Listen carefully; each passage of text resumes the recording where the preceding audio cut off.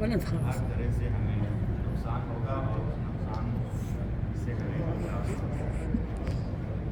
شیخ نے کہا کہ اللہ رب العالمین نے رات کو سونے کے لیے بنایا، سکون اور اطمینان حاصل کرنے کے لیے بنایا، اور دن کو اللہ رب العالمین نے حرکت کرنے کے لیے کاروبار کرنے کے لیے۔ یہ اللہ رب العالمین کا نظام ہے کہ ہم رات میں سکون حاصل کریں اور دن میں کاروبار کریں۔ اگر ہم اس کو الٹ دیں گے کہ ہم رات میں جاگیں اور دن میں سوئیں تو یہ اللہ رب العالمین کے نظام کا الٹنا ہوگا۔ اس طرح سے گویا اللہ رب العالمین کے نظام کو جو ہے پلٹ رہے ہیں، اور جب ہم ایسا کریں گے تو اس کا نقصان ہمیں دنیا میں بھی ہوگا اور ہمیں اعتبار سے بھی ہوگا۔ شیخ نے کہا کہ خاص طور سے جب خوبیوں کے دن ہوتے ہیں تو ان دنوں میں بہت سارے لوگوں کو ہم دیکھتے ہیں کہ وہ رات بھر جاگتے ہیں اور دن بھر سوتے ہیں۔ رات بھر جاگتے ہیں کب تک؟ جب تک کہ فجر کی اذان نہیں ہو جاتی، اور جیسے فجر کی اذان ہوتی ہے ماشاءاللہ سو جاتے ہیں اور وہ نماز نہیں ہوتی۔ شیخ نے کہا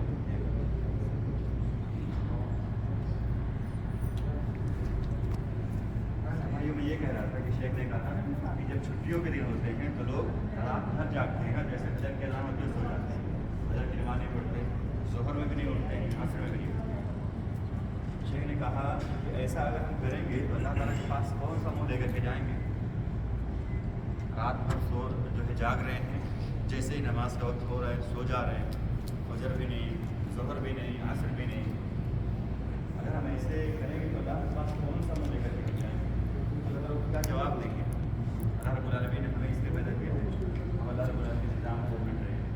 اللہ رب العالمین نے جو کہا ہے کہ رات میں سو دن میں کام کرو، الٹا ہم کر رہے ہیں کہ دن میں ہم سو رہے ہیں اور رات میں جاگ رہے ہیں۔ اور اس کے بعد میں اللہ رب العالمین نے جو دن اور رات میں نمازیں فرض کی ہیں ان کو بھی نہیں ادا کرتے۔ اللہ تعالیٰ کے پاس جائیں گے کون سا منہ لے کر کے جائیں گے؟ شیخ نے کہا کہ رات کو کتنے دیر تک جاگ سکتے ہیں؟ نبی صلی اللہ علیہ وسلم نے کھایا اللہ کے رسول صلی اللہ علیہ وسلم ناپسند کرتے ہیں کہ کوئی شخص عشاء سے پہلے سوئے اور عشاء کے بعد جاگے، یعنی عشاء سے پہلے سونا حرام اور عشاء کے بعد جاگنا حرام۔ اور ہم کب تک جاگتے ہیں؟ ہم خود جو ہمیں دن میں کام کرنا ہوتا ہے ہم خود رات میں 1 بجے 1:30 بجے 2 بجے جا کر کے سوتے ہیں اور صبح پھر کام کے لیے نکلتے ہیں۔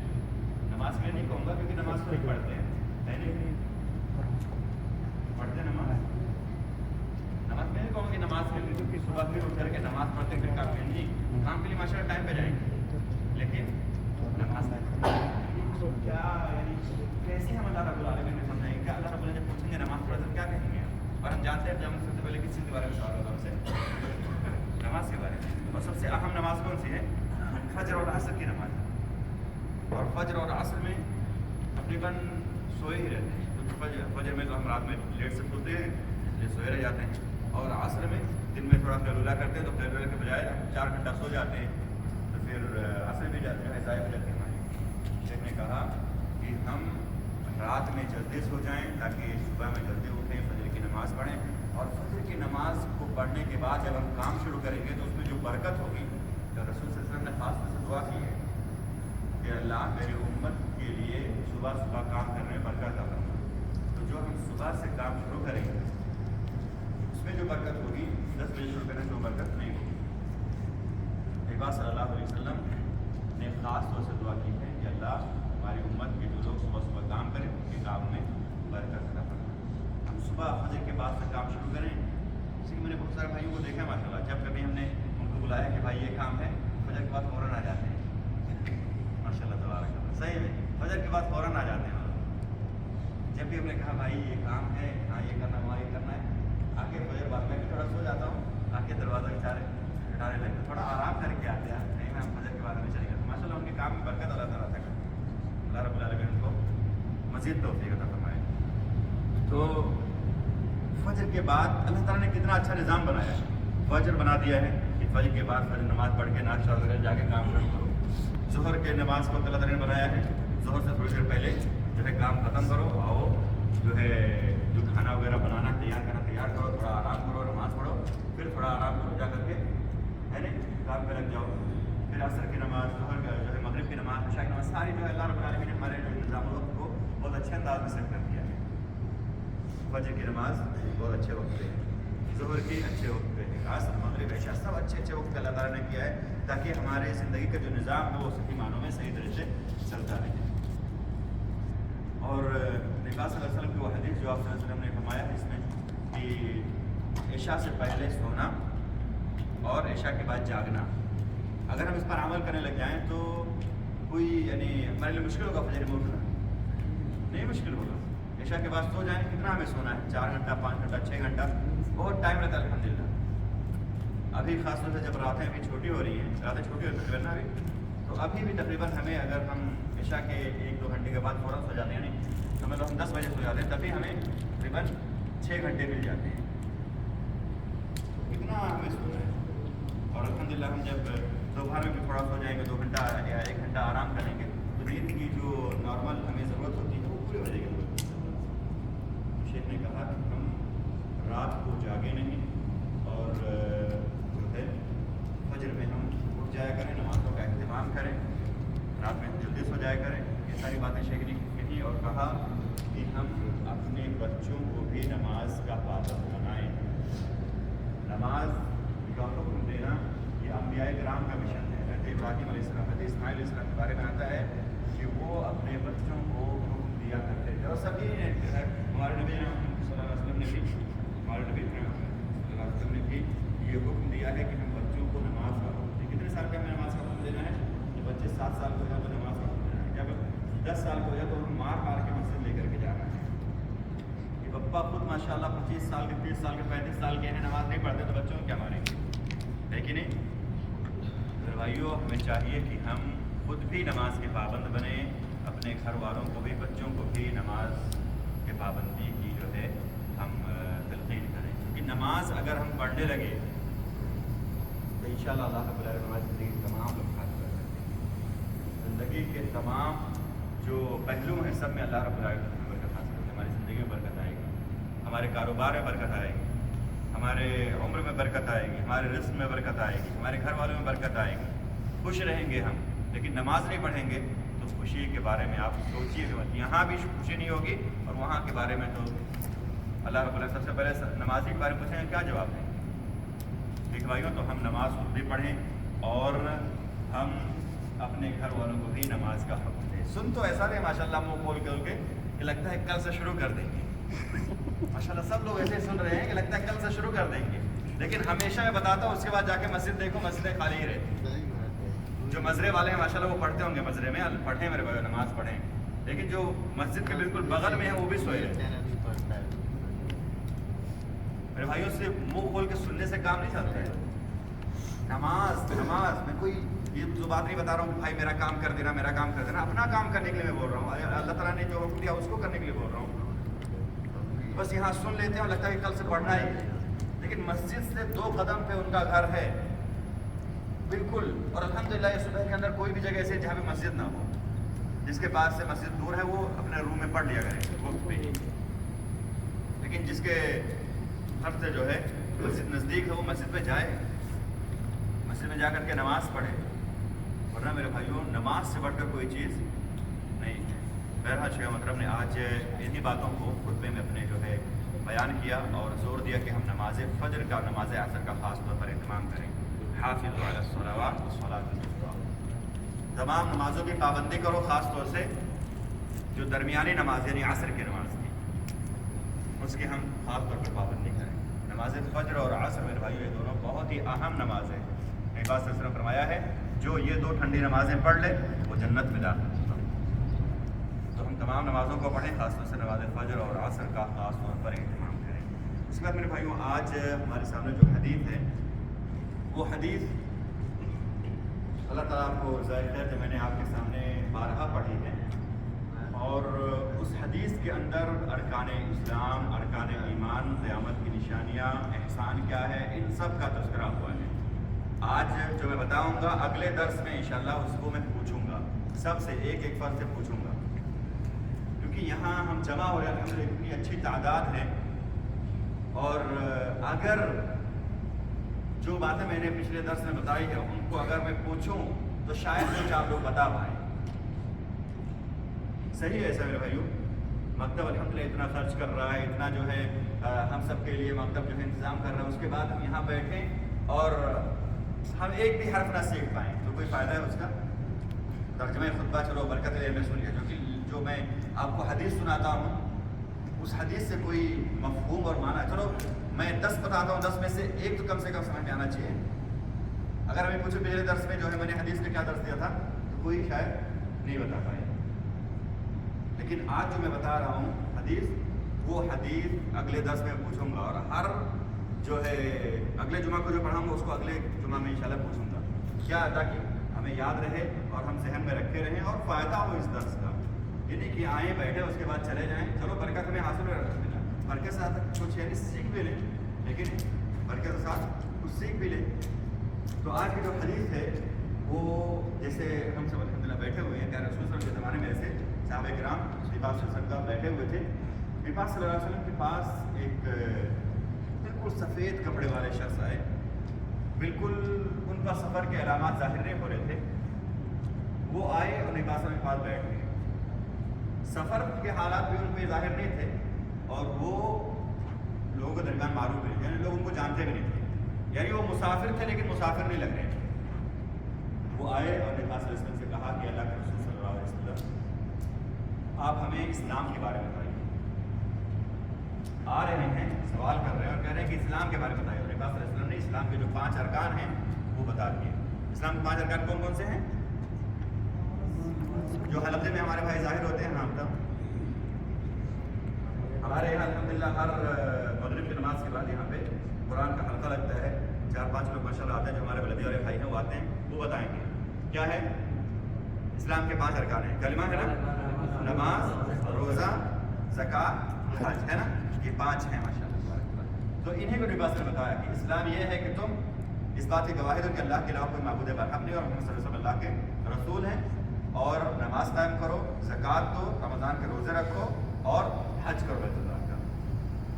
जब नबी सल्लल्लाहु अलैहि वसल्लम ने ये बताया तो जो सवाल करने वाले आए थे उन्होंने क्या कहा?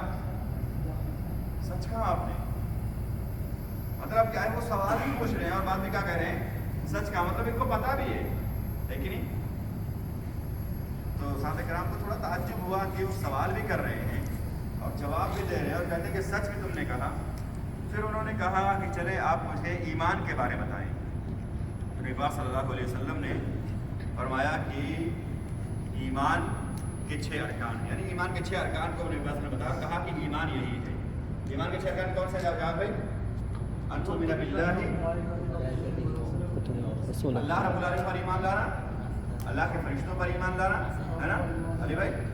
अन तु'मिना बिल्लाहि, अल्लाह के ऊपर ईमान लाना, व मलाइकतिही, अल्लाह के फरिश्तों पर ईमान लाना, व कुतुबिही, अल्लाह रब्बुल आलमीन की किताबों पर ईमान लाना, जैसे कुरान है, ज़बूर है, तौरात है, इन पर ईमान लाना, और कुरान को पढ़ना, कुरान को ज़िंदगी में अमल में लाना, है ना। लेकिन जो इससे पहले किताबें हैं उनको हम मानेंगे कि अल्लाह की किताबें हैं, लेकिन उन पर अमल अब नहीं करना है, क्योंकि कुरान जब आ गया तो कुरान सबको जो है सब पर जो है मुहैमिन है, क्या है, फैसला करने वाला है। अल्लाह के रसूलों पर ईमान लाना, तकदीर के अच्छाई और बुराई पर ईमान लाना, और आखिरत के दिन पर ईमान लाना, ये 6 चीज़ें नबी ने बताई कि और कहा कि ये ईमान के 6 अरकान हैं। तो ईमान के कितने अरकान हैं भाइयों? 6 अरकान। इस्लाम के कितने अरकान हैं? 5। इस्लाम के 5 और ईमान के 6 नबी ने उनको बताया। फिर उन्होंने कहा कि हाँ सदक़्त, आपने सच कहा। फिर सवाल कर रहे हैं और कह रहे हैं कि आपने सही कहा, यानी पता भी है उनको, है ना।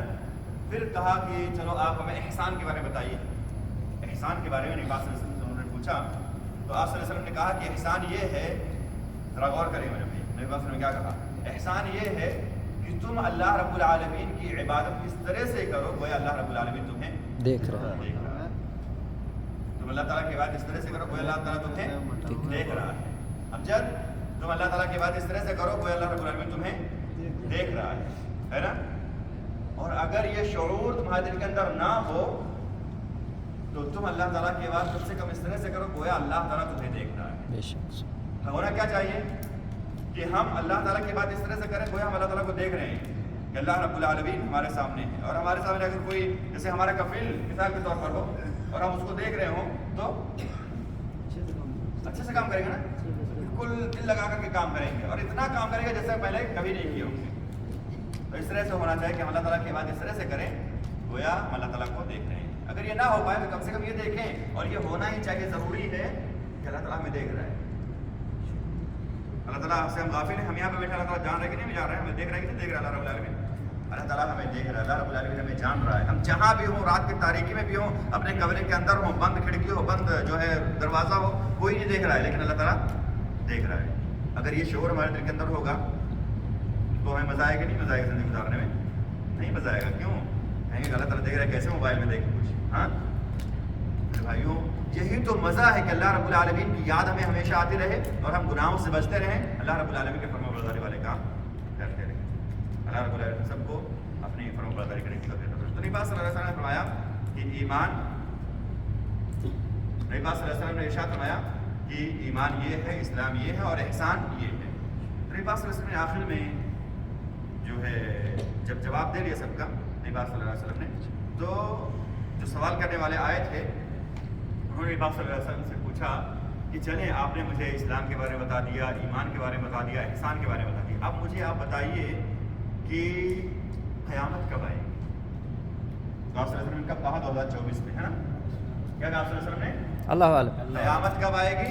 अल्लाह नबी पाक सल्लल्लाहु अलैहि वसल्लम ने कहा कि ना तुम जानते हो या ना मैं जानता हूँ, यानी ना तुम्हें पता है इसका ना मुझे पता है। पता किसको इसे बहुत अल्लाह रब्बुल आलमीन को। क़यामत कब आएगी किसी को नहीं पता अल्लाह ताला के अलावा।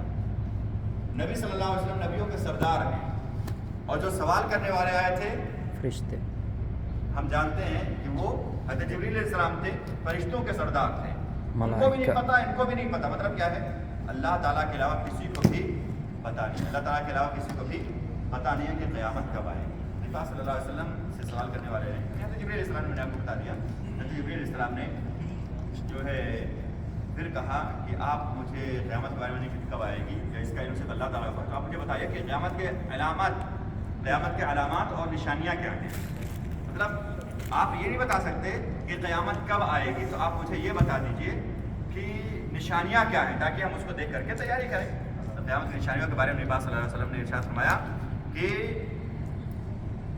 जब तुम देखना कि वालिदैन के साथ नाफरमानी आम हो जाए, वालिदैन की नाफरमानी आम हो जाए।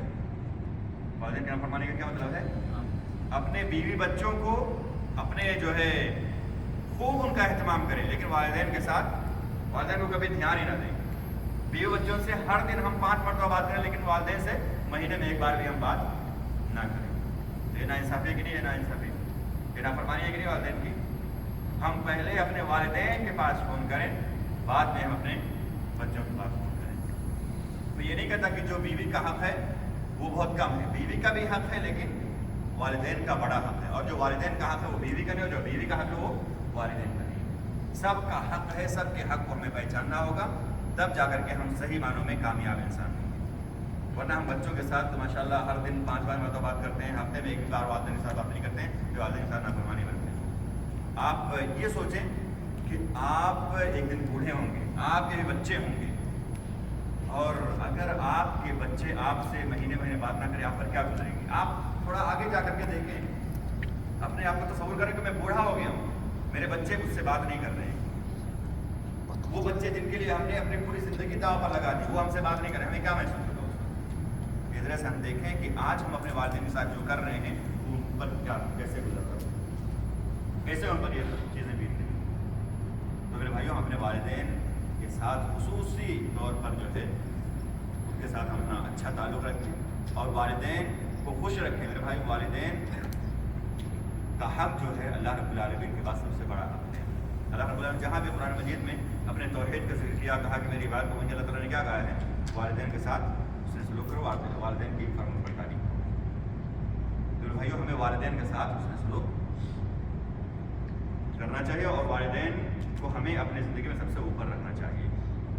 अपने वालिदैन का हमें खुसूसी तौर पर ख्याल रखना चाहिए।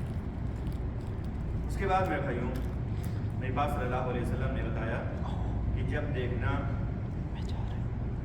कि लोग बड़े बड़े घर बनाएं, ऊंचे ऊंचे महल बनाएं और एक दूसरे पर फख्र करें कि देखो मेरा घर तो ऐसा है, मेरा घर तो ऐसा है, तुम्हारा घर कहाँ मेरे तरह है। और देखना कि जो बकरी के चरवाहे थे वो अब इस तरह से फख्र कर रहे होंगे दूसरे पे, तो समझ जाना कि क़यामत आने वाली है। नबी पाक सल्लल्लाहु अलैहि वसल्लम ने इस्लाम के बारे में बता दिया, इस हदीस में ईमान के बारे में बता दिया, एहसान के बारे में बता दिया, क़यामत कब आएगी इसका इल्म अल्लाह रब्बुल आलमीन को है ये भी बता दिया, और अल्लाह रब्बुल आलमीन का जो है क़यामत की क्या निशानी है इसके बारे में नबी पाक सल्लल्लाहु अलैहि वसल्लम ने बता दिया। अब उसके बाद मेरे भाइयों जब जो सवाल करने वाले आए थे जाने लगे तो नबी पाक सल्लल्लाहु अलैहि वसल्लम सहाबा सब जो है बैठे हुए थे, ये दूसरी मस्जिद में साहबे किराम से नबी पाक सल्लल्लाहु अलैहि वसल्लम जो आगे हदीस उनसे पूछा कि ए उमर जानते हो जो सवाल करने वाले थे वो कौन थे? कौन थे सवाल करने वाले? हज़रत जिब्रील अलैहिस्सलाम। सवाल करने वाले कौन थे मेरे भाइयों? हज़रत जिब्रील अलैहिस्सलाम। नबी पाक सल्लल्लाहु अलैहि वसल्लम और सहाबा जब बैठे हुए थे तो देख रहे हैं कि यानी ये मुसाफिर है लेकिन मुसाफिर लग नहीं रहे, हमारे दरमियान से नहीं है और उन पर सफ़र के आसार भी ज़ाहिर नहीं हो रही। नबी पाक सल्लल्लाहु अलैहि वसल्लम ने पूछा कि कौन थे, तो सहाबा किराम ने क्या कहा कि हमें नहीं पता, अल्लाह और रसूल ज़्यादा जानते हैं। नबी पाक सल्लल्लाहु अलैहि वसल्लम ने कहा कि जिब्रील थे जो तुम्हारे लिए तुम्हारे दीन को वाज़ेह करने आए हैं, तुमको जो है तुम्हारा दीन सिखाने हज़रत जिब्रील अलैहिस्सलाम आए हुए थे। ये हदीस जो है मेरे भाइयों यकीनन दीन के तमाम मबानी पर मुश्तमिल है। इस्लाम क्या है, ईमान क्या है, एहसान क्या है, ये सब इसके अंदर मौजूद है।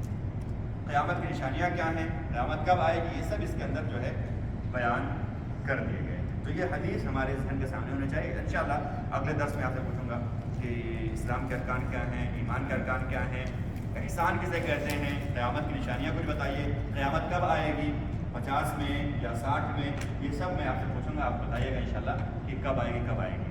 और जो है इस तरह से मकसद ये है कि हम अपने जहन में सारी बातों को रखें। अल्लाह ताला हम सबको तौफीक अता फरमाए। एक ऐलान है मेरे भाइयों कि आज इंशाअल्लाह यहाँ पे जो पार्क है ना, यहाँ पे वहाँ पे प्रोग्राम है, वहाँ पे इंशाअल्लाह आप लोगों को जो है जो वहाँ खाने वगैरह की जो कैंटीन वगैरह होगी उसका टोकन दिया जाएगा। आप सभी ज़रूर आइएगा और उसमें शिरकत कीजिएगा। ठीक है भाइयों, इंशाअल्लाह ज़रूर आइएगा और शिरकत कीजिएगा। और ये जो प्रोग्राम शुरू होगा वो 5 बजे से लेकर के 10 बजे रात तक रहेगा। ठीक है भाइयों, इंशाअल्लाह तो उम्मीद है कि शिरकत करेंगे।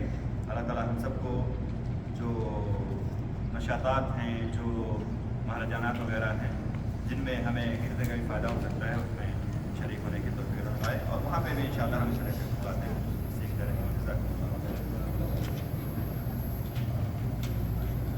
और अगर झूला भी झूलना है अमजद, झूला झूलना, झूला भी है।